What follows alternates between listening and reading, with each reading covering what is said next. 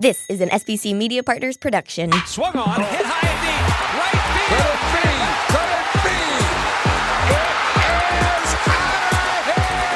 field. Phillies fans, these are your glove stories with Murph. Check in with Greg Murphy. Murphy, you got a special guest, huh? Hi, everyone, and welcome to Glove Stories with Murph, presented by the Parks Casino Sportsbook app. It is good to have you with us for this week, and it is really good to have this next guest with us. He's a 13-year veteran in Major League Baseball. His last two seasons with the Philadelphia Phillies, and what a special time to be part of the Phillies organization, a 2008 World Series champion. We welcome Scott Eyre into the program. Scott, good to see you. You too, Murph. Thanks for having me on. Absolutely. I know you've just got off the field, so you're still involved in the game, but we're going to get into the career of Scott Eyre and into the head of Scott Eyre, because we know you as one of the real fun-loving guys that came through the Phillies organization. Always great to be around and always enjoyable to listen to and to talk about the game that you love. So that's what we're going to do today. And, I wonder, when thinking back, so 13 years, parts of 13 years in the big leagues, but it started well before that. What do you remember? What's your first baseball memory? Or was it always baseball for you? Yes. And like I was saying, we had an ottoman. My parents would just tell me that before I could actually walk, you do that couch crawling and all that stuff, the fun stuff, walking along the furniture. Well, I would put my ball on the ottoman. I had that one little red Bam Bam bat. It was probably, 9 inches long at that age, I don't even know how old I was, but whack it, crawl to the ball, come back. And she said I did it for 45 minutes at a time, then would just fall asleep. Oh, how about that? But so that was one of the first things is my first memories of baseball are waiting for my dad to get home from work with the T-ball. Well, God, with a wiffle ball and bat after he's worked 8 hours all day in the hot sun, and I expect him to throw for an hour to me. Yeah. And he probably did. And he probably did. And there you are, a big leaguer many, many years later. I'm sure that was very special for the whole family. Is it a true story that your brother Willie was named after Willie Mays? Is that true? It's yes and no, I guess. Yes and no, as my mom says. They were going to name him William James, I think, after a family friend. And then my mom always tells the story that my dad missed his birth because he was playing softball up in Northern Cal. We grew up in Southern California. And when she went into birth and had him, she said, I'll piss him off by naming him William Mays instead of William James. Is what I think it was supposed to be. But she's never actually said, honestly, truthfully looked at us and said, I'm telling you the truth or not. So we all go with it. It's funny. And, it's a good story. Yeah, absolutely. All right. So Little League and high school baseball, were you involved in other sports or was it baseball year round for you? Baseball was it for me. But I grew up, and I guess nowadays they're more centralized. During basketball season, we played basketball, Yep. During football season, we played football outside in California, not in the snow, in Utah in the snow. But as soon as it was time for baseball, I played baseball, only baseball, and that's all I ever thought about and talked about. But I did grow up I love playing basketball. I love playing tackle or touch football for flag football or whatever with friends in the yard and things like that. But baseball was always it for me. It was, I would say, a craving, not as a passion at the same time, but more of a craving. I hated when it was over and was more excited than anybody when it was about to start. So. Yeah. And that seems to be, well, I would say most players that get to the big leagues have that kind of passion and love. Not everyone. No, not everyone. No, not everyone. Yeah. You have the talent and it takes you to the big leagues, but you obviously had your eyes on the big leagues and thought to yourself, at what point did you say to yourself, hey, you know what? I've got a chance. You get drafted out of college. You get drafted out of college. Did you think at that point that you were going to be able to get to the big leagues? I honestly I was a very naive young kid. And to be honestly truthful, I didn't actually know how the minor leagues worked when I got drafted into the minor leagues. I didn't know. I kind of knew that there was a single A, double. I didn't really know that in college. That's when I was at college of Southern Idaho. I didn't really think about it. I was just doing what I was supposed to be doing, pitching, for them. And when I got told I got drafted, I went to instructional league, and no one really. I heard the kids talking about they were in this league or that league, and the A ball, double A doesn't really get thrown around as much because you just know what league it is. Well, I didn't. So I didn't really know where some guys, like they were talking about this one kid I was in, I can't remember his name when I was thinking about it. They're talking about the way he throws. He threw like a fosh ball, almost like this. Instead of a split finger, he threw in between these fingers. Okay. And he had some ridiculous strikeout numbers. He was like a late inning guy. And I didn't realize when they were talking about he was in Tulsa that he was in Double-A. I thought it was like his first year or something. And no, when I saw him, I'm like, oh, that guy's been playing a while. You just look at him and you're like, I had no facial hair. He's got full beard. He's got some tattoos. Yeah, he's been playing a more grown man at that point, right? Yeah. Yeah. Well, the best one I tell is, so I go from college. I didn't sign in till August that year. So I went to instruction league in 1991. So I'm throwing my second ever bullpen session. Throwing a bullpen session and I looked at that guy next to me, and he's got this little funky he's right-footed, tall, little toe tap, and he grunts. And the ball went about 100 miles an hour. Rob Nen. Okay. Okay. Yeah. So here's this little lefty, about 6 foot, maybe 142, 143 pounds ish. I'm throwing about 87. Feel like I'm throwing hard, and I throw a curveball, and he stops and he goes, "That was pretty nasty."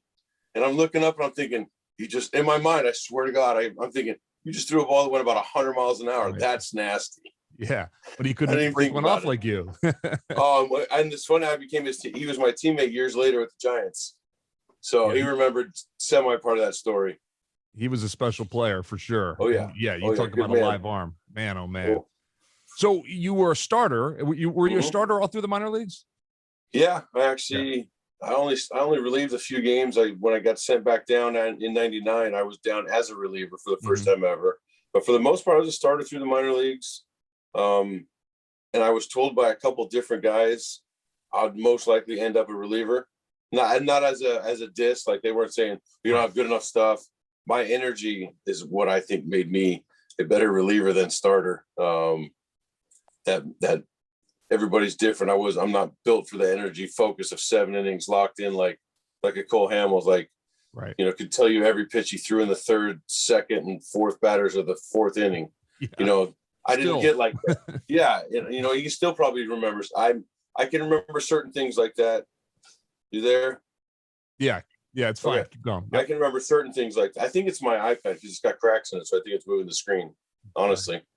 It's just the camera. So I just, I enjoyed the bullpen. I didn't think it was. I know I played with guys who were dissed and I shouldn't be in the bullpen. I should be starting. Well, you're not. You're in the bullpen with us, so enjoy it. Yeah, it's funny because I guess there was a time, and I think that time has passed, but there was a time where we looked at the bullpen as the guys who could no longer start, so then they slide into the bullpen. That has changed completely in baseball, current baseball, the way it is now. These relievers are as important, if not sometimes more important than the starters on these teams.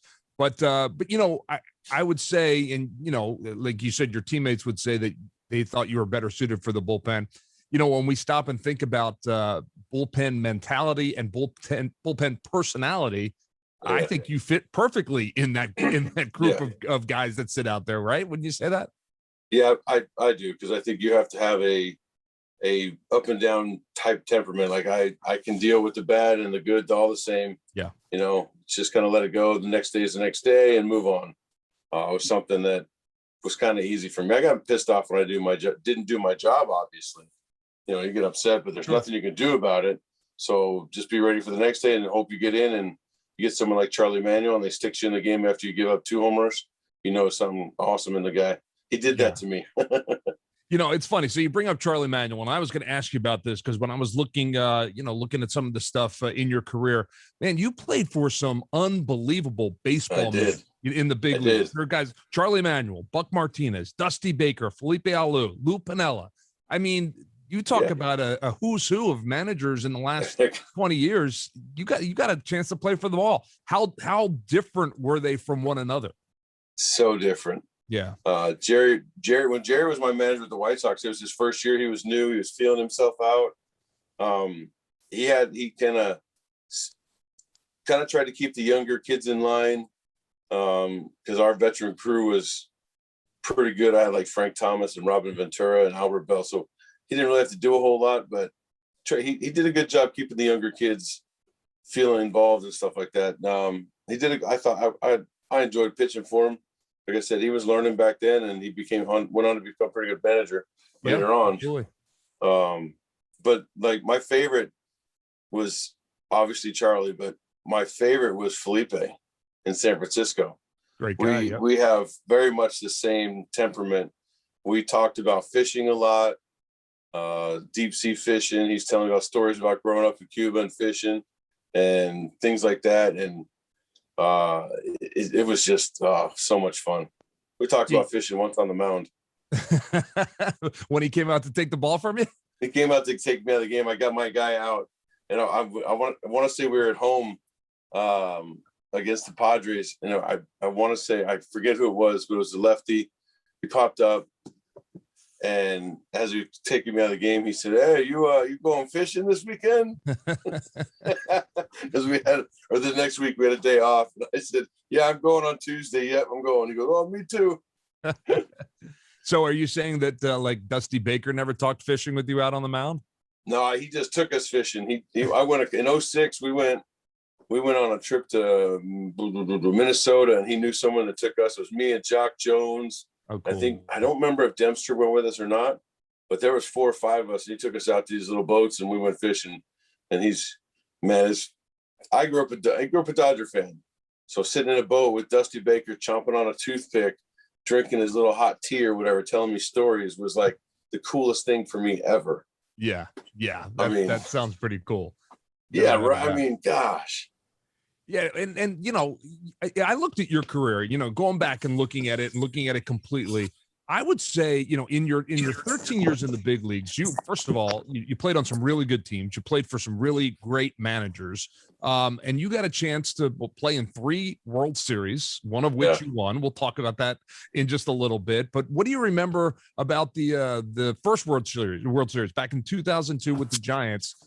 Because if you look at your postseason numbers, your numbers in the postseason are excellent. They really are. I mean, straight on through. So do you remember what it was like? Was the pressure? It obviously didn't get to you too much, right? I told this story for a long time, and it's honest to God. It's with Rob Den. We were in Anaheim, and I was warming up for my first game, and I was going to possibly go in. And I usually warmed up pretty quick. And this day, it was a little longer. And you could see, and now I look back at it, I'm like, he was right. I was like, a lot more deep breaths, trying to control. There was a lot of people, and a lot of those thunderclap things. Those were big that year. And my ADHD and all that, it really bothered me. I was like, I wasn't on pills yet then. I just started taking them actually. So it was a little different for me, honestly and truthfully. And he literally gave me the old Hoosiers line. It's still 60 feet 6 inches, still the same strike zone. And I wish I could remember the umpire we had that night. I could look it up, I guess. But he told me, he goes, "You got such and such behind the plate." You know, maybe it was Joe West. He goes, "You got Joe West behind the plate. You know his strike zone." I'm like, "Yeah, we talked about it." So we had a meeting about umpire strike zones, like where they tended to permeate to. And so he's like, "You got this, no problem." And I swear to God, the next pitch I threw, I was like, "Okay, I feel better now." And I was, how about that? It made the world to me. How about that? And I don't remember who I went. I think I went in the face. I'd have to look it up. I don't want to say and get it wrong, but I'm pretty sure it was Adam Kennedy. But I pitched all right. Yeah. Huh? Yeah. And it went all right. Yeah. It went all right. Yeah. That's interesting. You know, a lot of fun. When I sit here and talk to the former guys on this podcast, and you know, everybody has a story about a guy, you know, that kind of said something or did something that made them say, "You know what, I belong here," you know, because everybody has that self-doubt at some point. You know, I remember Mike Schmidt telling me that he didn't think he belonged in the big leagues for the first 6-7 years he was there. And, you know, it's like, it's hard to believe. It's crazy. With that talent. But until Pete Rose came in every day and told him that he was the best third baseman that's ever played, he didn't believe it. And so Rob Nen appears to be one of those guys for you, obviously. It was. I had back-to-back too, because in San Francisco, just before I got traded, I had Dan Plesac. Okay. So Plesac, you know, good Philly. Mm-hmm. He actually took the time after the 2001 season where I was like that 4A player. I'm sorry, 4A player. And like I'd go to AAA and I don't say dominate, but do very well. Right. exceed above my expectations. And then I'd get to the big leagues and I would struggle a little bit more. I was nervous, a little intimidated. And all of a sudden this offseason, I get home and there's a letter in my bag. I didn't even see it till I got home. It was in an envelope and it talked about, you got the stuff, you got to, well, basically in a nutshell, his saying is trust your stuff and believe, or trust yourself and believe in your stuff. Wow. So it's something like that. Wow. I still have the letter. Oh yes, Police Act wrote it the next year. And it said in the letter, it said next year you and me throwing partners. So I get to spring training in 2002 and we're throwing partners. He's teaching me all this other stuff and, kind of fun. Amazing. Yeah, that's awesome. Yeah, everybody needs a mentor like that, and not everybody gets one. That's the sad thing is not everybody gets one. Yeah, not everyone gets one. We're lucky. I felt privileged. We're lucky, and that's what I'm saying. In looking back at your career, I know you feel this way. I'm sure you feel this way, but you know what? You were really lucky in so many ways. I mean, you worked hard, you had the talent, but you were on good teams with good players and good teammates, and all of that makes for a special 13 years in the big leagues, I would imagine, right? I'd say also to add to that list, you said a good talent, all that, a good manager put you in situations to succeed. I wasn't getting thrown out there with the bases loaded, no outs every outing, because then you just eventually you're going to look like crap. I mean, whether you do a good job, but eventually, so I got a good manager put me in good situations, and some good bullpen coaches along the way as well.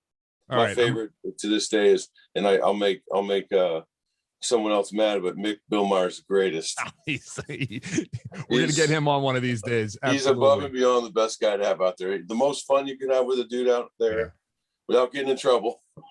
Yep. But then when it came time to business, man, if I'm ready, if Durbin and myself are warming up, he'll go over the whole scenario with you. Hey, Durbs, if you go in the game, they're gonna pinch hit this lefty. Scotty, you go in, they're probably gonna let this guy hit and then pin. And you knew exactly what was going on. And again, he was go back to the meeting, how we get this guy out. And that's how we warmed up to. He was awesome. Yeah. That 2008, for a couple of years there, that staff that Charlie put together and that the front office put together in Philadelphia was the perfect group of guys to coach, the perfect group of guys to get to where you eventually got to. And Mick Billmeyer's a guy that doesn't get talked about a lot, bullpen coach, a bullpen catcher at the time. Yeah. But man, oh man, we used to sit on the back of the bus with him, and you talk about a guy that would just make you laugh constantly, and you need that out there as you guys sit and watch the game and tense moments. You need a guy. That's my God, there, right? I bought him. Now they're irrelevant DVDs, but I bought him the Seinfeld set, the full set on DVD for his World Series president. Gave it to him in 2009, and he's looking at it, he's like, I'm gonna cry, but I can't. You know how he talks, like he went straight into funny mode. Oh, what a dude, man. What a great guy. Well, let me ask you. So I asked you about a couple other managers. How about Lou Piniella? What was it like playing for him? I was excited, super excited, because the guy's like a baseball legend. Yeah. But I started 2007 off. I started off horribly, leaving balls out of the middle of the plate. Couldn't get lefties out. Getting righties out for some stupid reason. Couldn't get lefties out though, so I was useless. And it just, I have nothing bad to say about him. I just didn't pitch well the first half, and then the second, and then and everybody knows he's not the best with pitchers. Right. And again, nothing. He had a successful career. I mean, there's nothing. I'm not being critical at all. I'm just like I didn't fit his mold. Right. I like to laugh and joke and stuff, even when we're losing, because you're going to play the next day. Right. So I mean. There's nothing you can do about it. Some days you will lose 1-0. Some days you win 17-1 and you only get 3 hits. And it just is what it is. And I laughed all the time. So I don't think we were a good match, but and then 08 came and I hurt my elbow. My elbows bothered me in spring training. I got my first ever cortisone shot, and then it felt fantastic. But I spent like 2.5 weeks in AAA, AA, single A, because I don't think he really wanted me back up yet. Okay. And when I came up, I was up for a while, and then All-Star break went, and then I ended up in Philly. Yeah. So and the rest is history. So all right, let's backtrack a little bit, because when you arrived in Chicago, you came, I believe, with a little bit of the reputation that you did like to have some fun, right? And you ran into your new teammate Ryan Dempster, who is a renowned prankster. Yeah. And you guys hit it off right away, right? Yeah, Ryan's an amazing teammate, let alone a good pitcher and everything else. And he's doing a wonderful job on TV now. But yeah, he came. I wasn't like a big prankster. I like to tell jokes, or like one-liners, comebacks to kind of get a giggle, things like that. Not more pranks. Ryan is a master pranker. Yes, he is. He once took Will Oman's tires off and jacked his truck up and put his tires around the stadium in Mesa. That's like one of his big old tires was in the bullpen in Mesa, and Oman walks down there and he's like, "Oh, what? Wait, that's mine." Then he had one hidden in the showers. He had them all. So that's the lengths Ryan went to joke. So I wasn't like it when we were talking about that. And he's like, "Yeah, we'll get them anyways." So we get into spring training, or spring training's over. We're in I think it's the second game of the season. And he says, "Hey, I'm doing an interview on ESPN or something like that." And he says, "Run by and pie me in the face." I'm like, "Wait, what?" He goes, "Yeah, it'll be great. You sneak up on me so I can't see you." So he made it like a big deal out of it after I potted him. He was like, "We got video footage. We can see the legs and the shoes. So I'll just do some analysis." He went into a funny little skit. And that's how it started in Chicago for me, I guess, in 06.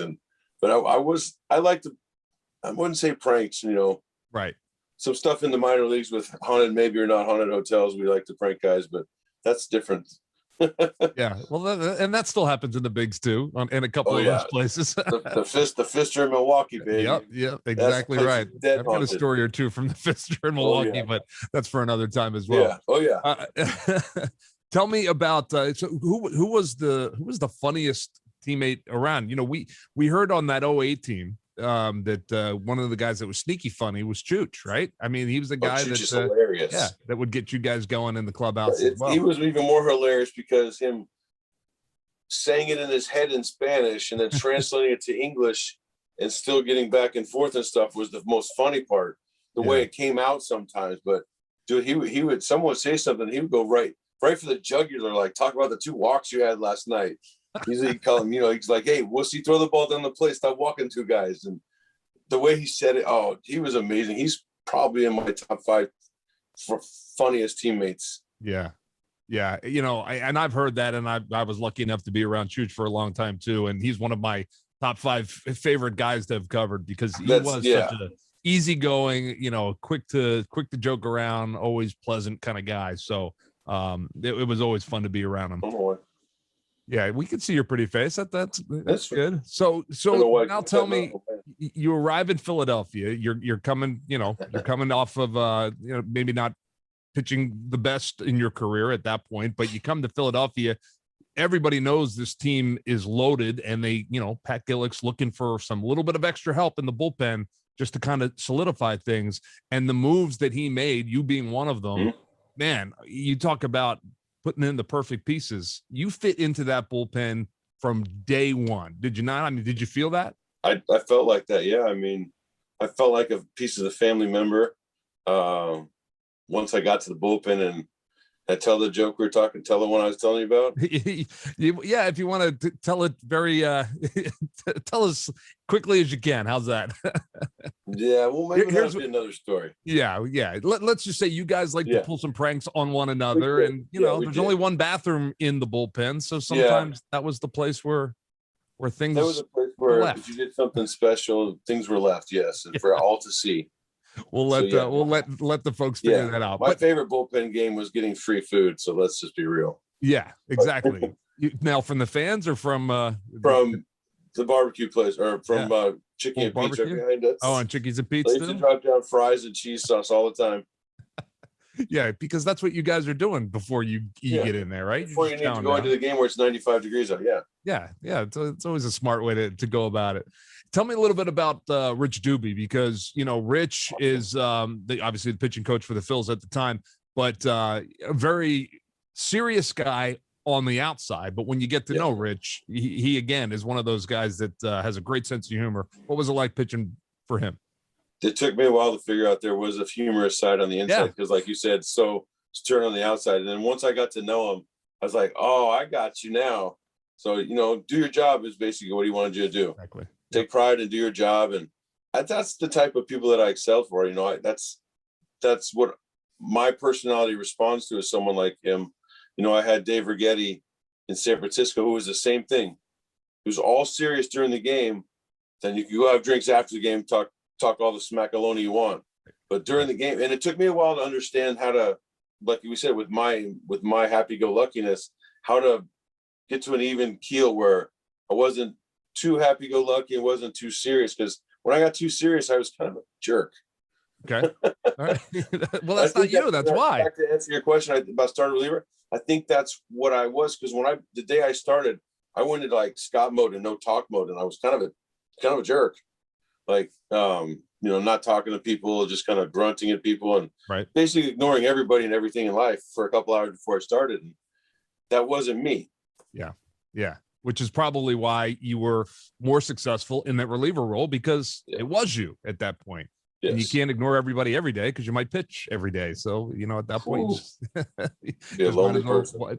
So you come over to Philadelphia, you feel very comfortable right away. You pitch very well right away. The whole team is really clicking in August and September. I mean, things were just happening. The city was alive. I mean, it had been a long time since we had a baseball team in Philly that had a chance to win it. It was more than alive. It was electric. Yeah, it really was. It really was. And, people who are listening are Phillies fans for the most part. So they remember, what was it like for you guys each night to see the 45,000 plus in the seats, to hear it and to be winning, alongside of it to keep it going? I think at the end of the season, when you're in a pennant race like that, definitely it was beyond electric. It was almost high voltage when we played the Mets. Yeah. But then the Braves came into town right after. But then when an out-of-town team comes in, it's not in our division or anything, you would think it would drop off. Heck no. They were just as loud every night, every game. It was almost a contest to see. And the closer we got to the wild card and then, the division, the closer we got, the louder it got every night, the more rowdy it got. There's a reason that Philly was on my no trade list. It sucks as a visitor to pitch there. But man, been there, and it's the best. I had such a bad taste in my mouth about that place that I didn't even want to ever go back. Yeah. But I'm so glad that when my agent called and said Pat Gillett called and wants to trade, I was like, oh, I'm in.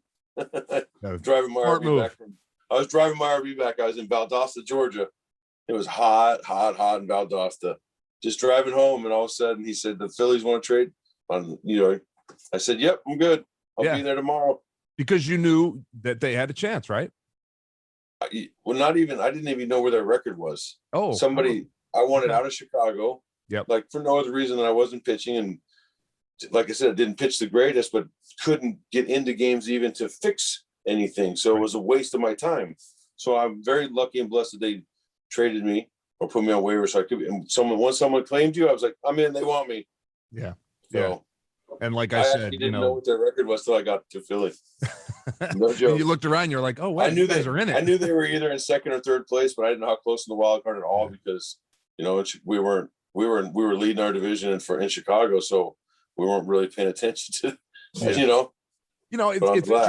So you're one of the new guys in town, late in that season. Matt Stairs obviously joins the team at that point. There's a couple of guys that joined, but you had postseason and World Series experience. Were you able to A, lean on it yourself, and B, able to kind of, obviously there were a lot of leaders on that team, but still, were you able to say, hey guys, this is what it's going to be like?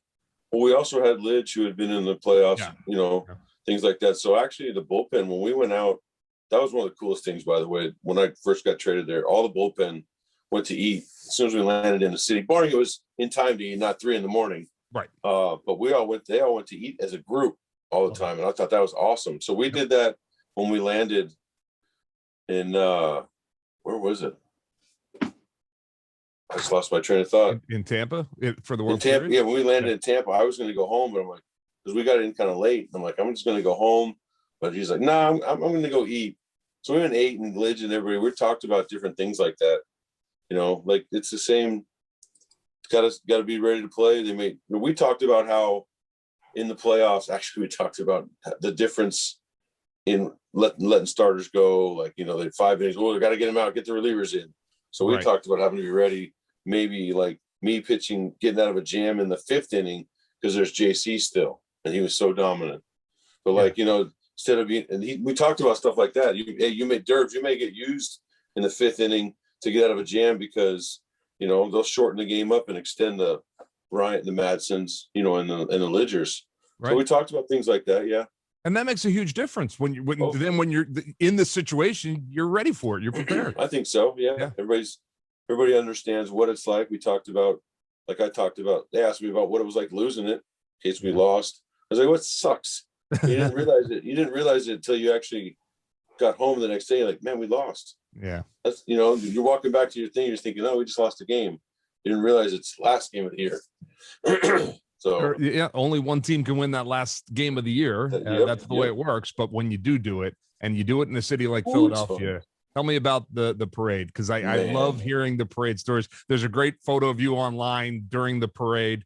It was for Philadelphia. It's something that we'll never forget. I can't imagine what it was like from your perspective. It's racing Condrey in from the bullpen, tearing our jackets off, saying, I'm going to get there first. I'm going to get there first.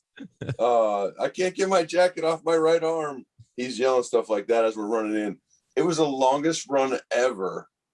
Like, it just seemed like it was never ending. And then I have a jigsaw puzzle, and I guess it was not just for me, but there's a picture, Shane's the jumping picture. You see that?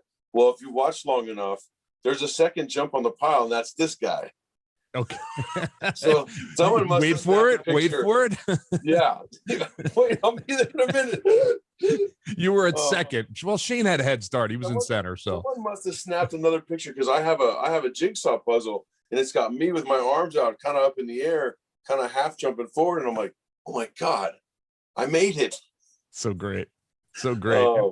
And it's like, it's those moments, but then from the parade, when you're looking out over the million of Philadelphians, for me, it's amazing. I don't know if I'll ever see anything. It was like, everybody probably uses the same phrase, a sea of red. Mm-hmm. But the coolest part was, as you're going down the street, down all the side streets, there's people on light posts and lamp posts and top of shoulders, sitting on top of it. It was pretty cool. It makes you feel, I guess, egotistically, like, oh yeah, that's us. But then you sit and think about it. And I actually thought about it, because my kids were on the float with me doing the confetti, and we had a confetti machine. So they were pouring in there for hours until I think they actually fell asleep. But I got to watch them, and it made me think about when you're a kid and you're playing in your front yard doing your brother, and you're third pitch, third out of the world, and you jump in. I did all that as a kid with my brothers, and we talked about it, and then swung and missed on purpose so we could strike out, so we could do the knees on the ground thing. And it was all orchestrated as a kid, but then you get to adult, and you run around like, who am I supposed to hug? Like, I in my mind consciously that year made sure I found Pedro Feliz, because he was my teammate with the Giants. Okay, right. We lost. So, and he was third baseman that year a little bit, him and David Bell. I ran around and made sure there was a couple guys on the team that I knew, from past things and things like that. So it made it a little bit transitional easier. Plus the clubhouse just ran itself. Everybody knew exactly when to do what and when not to do what, and who not to talk to after a game. We didn't have any of those, thank goodness. Yeah. Well, maybe. Whose clothes not to freeze right after a game. Yeah, whose clothes not to freeze. Yeah. They might get upset and want to fight you. Exactly. I think I know a couple of those guys, but at the end, it all worked out, because each of those parts that made that championship team was necessary. And and then on that note, we'll end on this, because I know you have a special relationship with Charlie Manuel, and he was the perfect guy to oversee that particular group of men at that time. And I know when you first got to Philadelphia, I believe it was the first day you went in, and Doobie's in his office, Charlie's there, and they said to you, we're gonna put you on. They told you they were gonna put you on the IL, right? And you said, no, let's pitch. Oh yeah, IL. You got to call it the IL now. Yeah, I forget that. Oh yeah, Pat Gillick was in there. I believe Ruben Amaro was in there.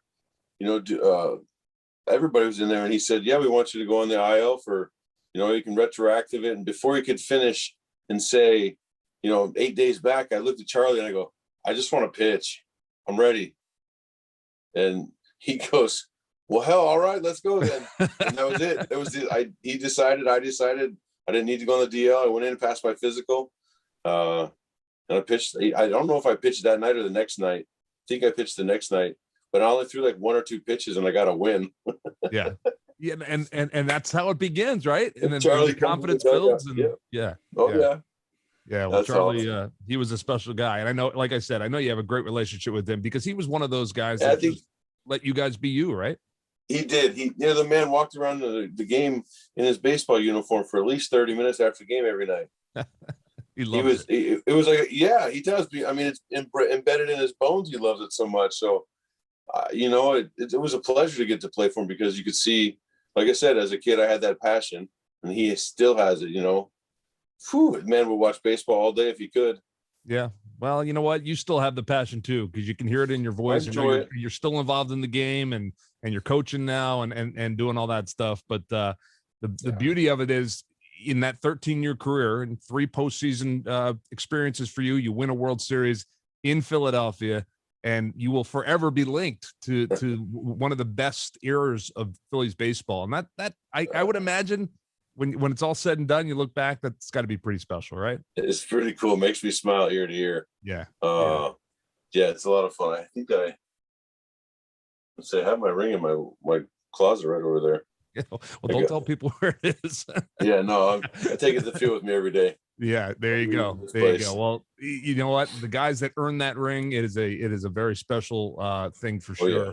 And well, look, we are so glad that you can come on here and tell us a couple stories and be with us here on Glove Stories.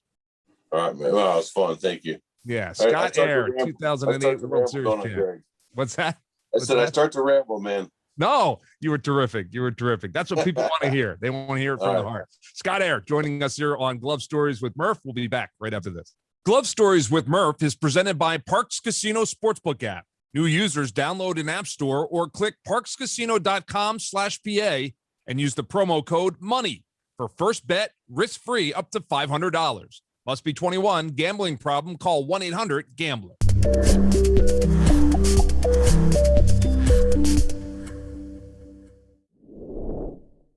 Hi, everyone, and welcome back to Glove Stories with Murph, and we welcome in Larry Bowa as we relive another game from that magical season of 1980. Larry, good to see you. All right, Murph, good to see you. All right, so we are going to jump into a game Saturday, July 12th, 1980, and at this point of the season, about halfway through, maybe a little bit more than halfway through, the Phillies sit atop of the NL East for the first time since the first week of the season. You had just gotten there a couple days later, and it's not going to last very long, but we're going to celebrate it while it does because you're on top right there. So you're a half game up in the East, and you're taking on the Pittsburgh Pirates. And we've talked about a couple of games with the Pirates. They were a tough lineup from top to bottom, but their arms were good too. This matchup, a good one. Steve Carlton for you guys, Jim Bibby for the Pirates. What can you tell us about Jim Bibby? Murph, Bibby sort of goes under the radar, 6'6". And I know the radar guns are different now, but if they use the guns now, he's 95, 96. Very intimidating. And again, anytime we played that team, the gold and the black, it was an arch rival. And I don't think we got in a fight that night. But normally when we play them, the bench is empty. But if you go up and down that lineup, the Madlocks, the Parkers, the Foleys, the Garners, Sanguian, I mean, Bill Robinson, top to bottom, there were no easy outs. Every time we played them, we knew it was going to be a dogfight. No one was going to run away with a game. And the intensity level, for some reason, Murph, was off the charts. We didn't like them. They didn't like us.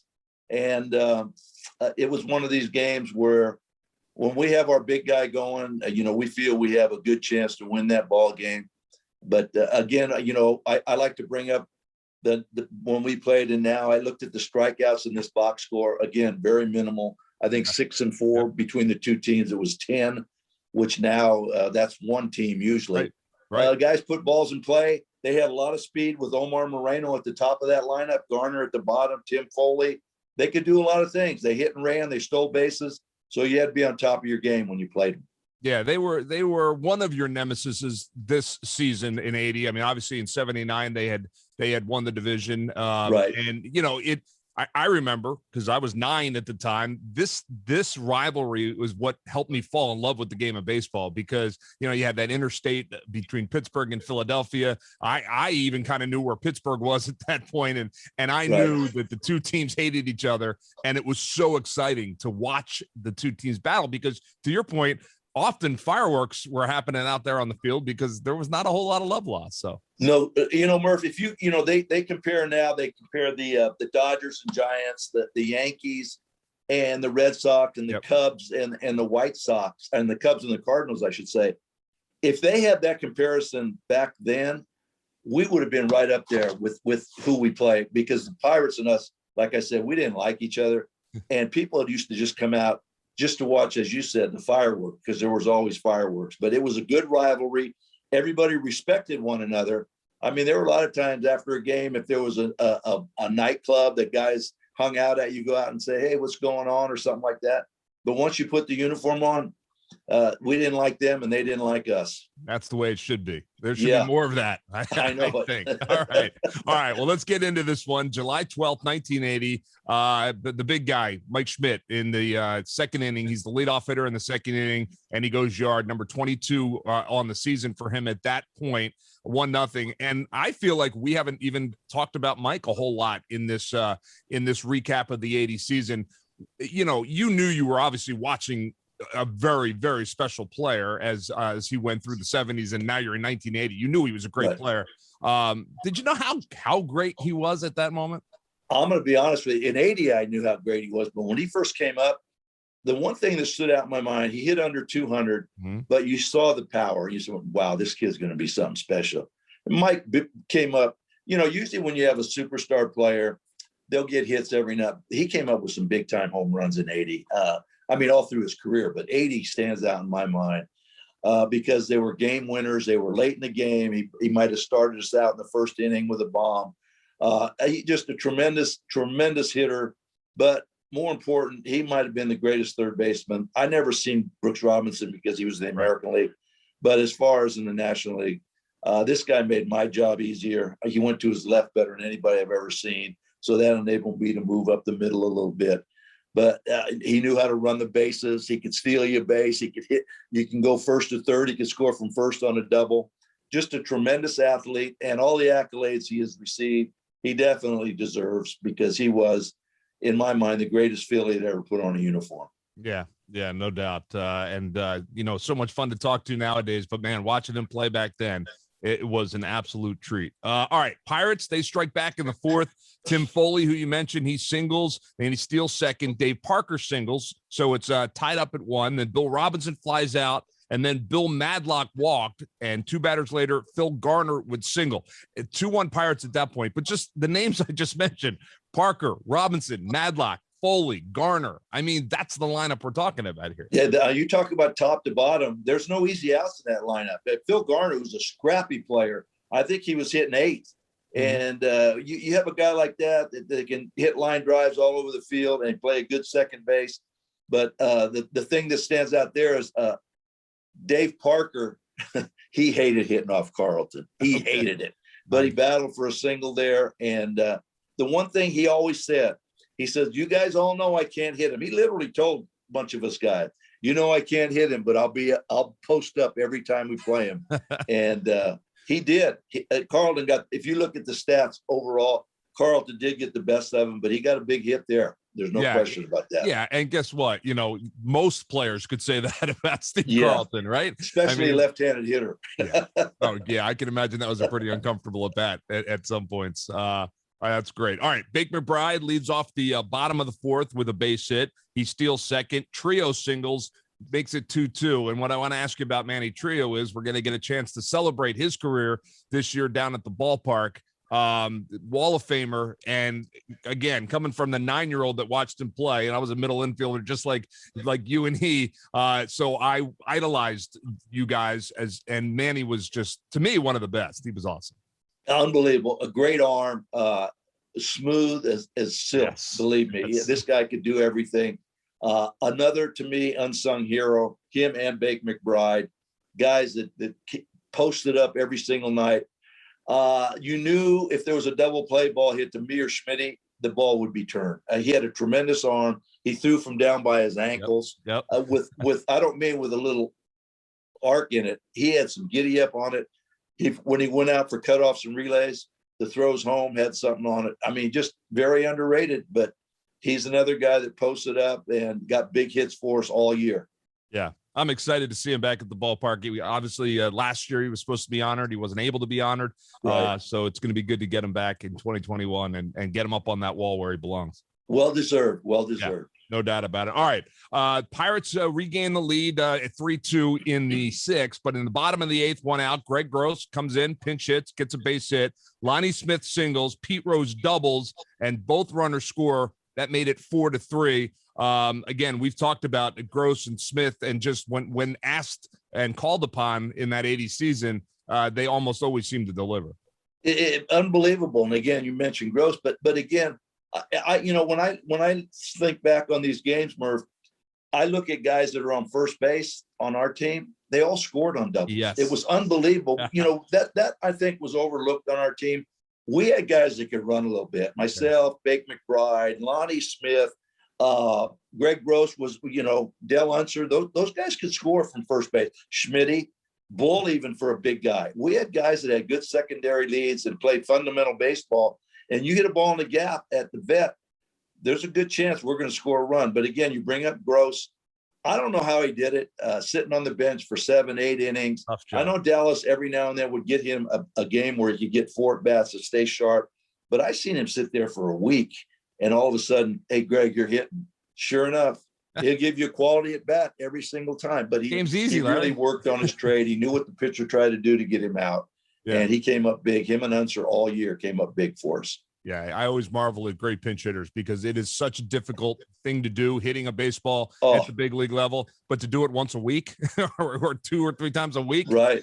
It's got to be that much more challenging. It's a no-win situation. I mean, everyone expects you to get a hit, but the odds of you getting a hit aren't too good. But he reversed that during 1980. There's no question about that. He sure did. All right, so Dickie Knowles comes in the 9th, and that's because Tug McGraw was still down with an injury. And for the most part, when Knowles was called on late in games, he was good. In this one, a little shaky. He hit Lee Lacy to lead off the inning, then Phil Garner singled. Then that was it for Knowles. Out he comes, and in comes Kevin Saucier, someone we haven't talked about yet. He walked John Miller to load the bases. Manny Sanguillen grounds into a 4-6-3 double play. So you guys working your magic there, but the run scores to tie it. Omar Moreno strikes out to end the inning. So Saucier comes in and does exactly what he needs to do. I mean, it's a tough situation. You allow 1 run in that situation, you'll take it, right? No question, Murph. But again, we revert back to the mentality of these guys we call up. This guy, a tough kid, man. Him and Dickie Knowles were best of friends. Okay. But when he went on that mound, he was mean, just like Dickie. But again, Dallas, he was not afraid. He brought him in against a very good hitting lineup. He got the double play ground ball. Then he got Moreno on a strikeout. But another guy that you count on when you bring him in the game, he didn't care of the situation. He wasn't afraid. And again, I keep reverting back to Paul Owens, a tremendous general manager. And when he brought somebody up, most of the time they stayed there. There was no up and down, up and down, up and down. And I think that's a tribute to our farm system back then, that we made sure guys were ready. And when they came up, they did their job. Yeah, and it's amazing how effective you can be as a ball player when you're pitching with confidence, or you're out there with confidence, even a little cockiness. I mean, it helps in the game of baseball. You need to have that mentality, right? Well, you know what, Murph? I guarantee if you look at that, he might not have had another save opportunity the whole year. I'm not 100% on that, but say he did. I know there was not more than 3 or 4 of them. But the fact is, he came in with ice water in his veins and did exactly what he was supposed to do. I remember that game because his control wasn't really, really good. And I'm going, wow, this is a big, big test here. And then once they loaded the bases, I'm saying, man, I hope he gets out. And he did. He got out of it. But that's the mentality of those kids at that time when we called them up.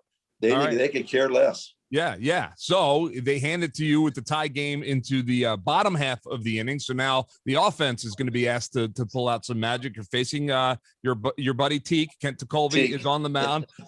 Maddox leads off with a single. Trio singles. You move them over with a sac bunt, which is such an unheard of. Yeah. Well, we've seen a couple of them over the last couple of weeks in baseball. Maybe it's starting to come back. I hope it does, Murph. I even saw a hit and run the other day, which I know. My chair. I know. So that's good to see. So you move them over, second and third, up steps Bob Boone, boom, base hit, game over. You guys win it.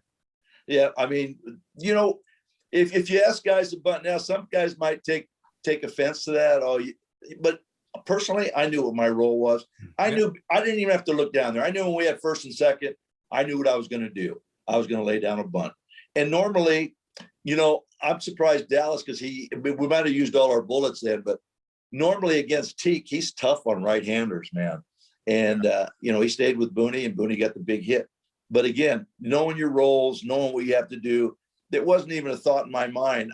Like I said, even if I didn't bunt, I was going to bunt anyway if the bunt wasn't on. But that was my role for that team. Right. And you accepted that role. And I think that's why we were successful. Every guy knew what their role was on that team. The big guys in the middle were going to hit the bombs. The little guys at the top and at the bottom get on base for the big guys.